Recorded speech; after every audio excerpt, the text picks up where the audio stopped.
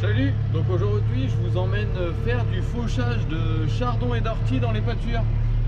Donc en fait on procède au fauchage des chardons et orties dans les pâtures. C'est pour éradiquer et enlever tous les chardons qui sont nuisibles dans les pâtures. Donc là je m'apprête à faucher les chardons et orties dans la pâture qu'on va mettre les vaches plus tard. Et après on va faire la pâture où sont les vaches en ce moment. Donc pour l'instant on n'est pas les vaches sont dans leur pâture, donc on ne va pas aller faucher les chardons pendant ce temps là. Mais quand les vaches viendront dans la pâture que je suis en train de faire, on va aller faire l'autre pâture quand les vaches ne seront pas dedans. Donc là je vous montre un peu le procédé.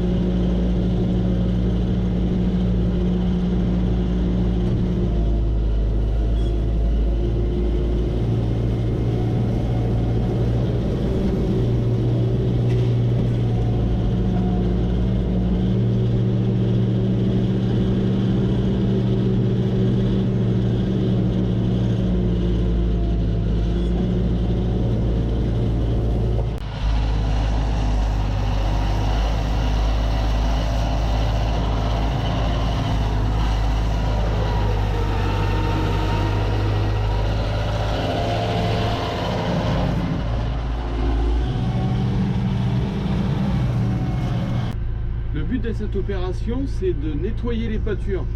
En fait, c'est parce que les vaches ne mangent pas les orties ni les chardons.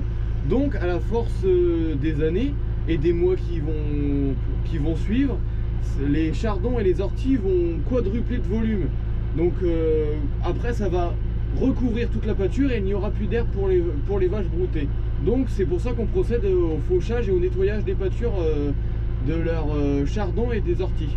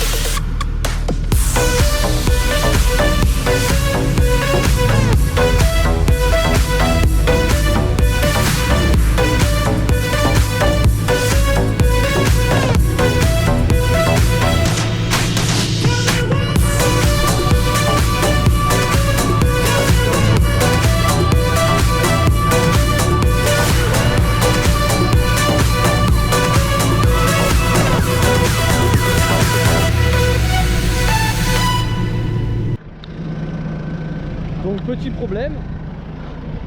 Il y a eu ce morceau de bois là en travers. Donc là, on va le prendre. Et puis on va aller le mettre là-bas de l'autre côté. Et du coup, ça a déclenché la faucheuse, donc la sécurité.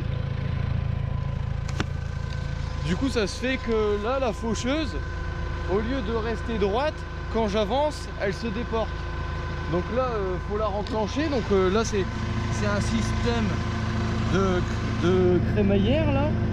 Et du coup, il faut que je la pousse là derrière, comme ça, sur un poteau, pour que ça se renclenche et que ça refasse venir la sécurité dans la crémaillère juste là.